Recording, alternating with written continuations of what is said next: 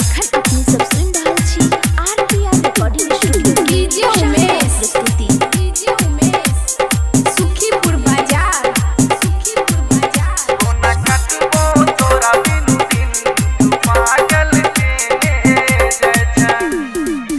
कोना कटबो तोरा बिनु दिन तू पागल के जाय कोना कटबो तोरा बिनु दिन तू पागल के जाय केले जियल हमर मुश्किल गे केले जियल हमर मुश्किल तू जान हमर लेने जाय कोना कटबो तोरा बिनु दिन तू पागल के जाय कोना कटबो तोरा बिनु दिन तू पागल के जाय कीजिए उमेश सुखीपुर बाजार कोना कटबो तोरा बिनु दिन तू पागल के जाय रखने दिल रहिया तोरा ले जोगा के तोर ले दिल तू ही सपना देखा के रखने दिल रहिया तोरा ले जोगा के तोर ले दिल तू ही सपना देखा के तोरे खातिर छुटल घर परिवार तोरे खातिर छुटल घर परिवार तू जान हमर लेने जाय कोना कटबो तोरा बिनु दिन तू पागल के जाय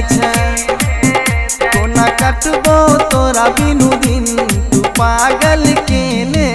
जाय कीजिए उमेश सुखीपुर बाजार कोना कटबो तोरा बिनु दिन तू पागल के जाय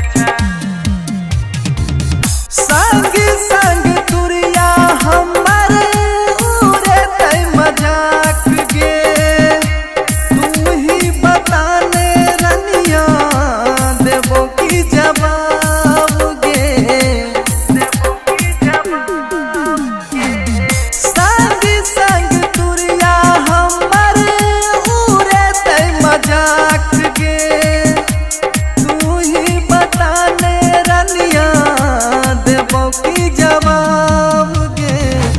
पाछू छोड़ गेल एतक सवाल पाछू छोड़ गेल एतक सवाल जवाब तू लेने जाय कोना कटबो तोरा बिनु दिन तू पागल के जाय कोना कटबो तोरा बिनु दिन तू पागल के जाय कीजिए उमेश सुखीपुर बाजार कोना कटबो तोरा बिनु दिन तू पागल के जाय शंभू के हाथ किए छोड़ के गेला तोर ला कसम किया कहलो न खेला शंभू के हाथ किए छोड़ के गेला तोर ला कसम किया कहलो न केला पिया सुन के रमेंद्रक बात पिया सुन के रमेंद्रक बात प्राण हमर लेने जाय कोना कटबो तोरा बिनु दिन तू पागल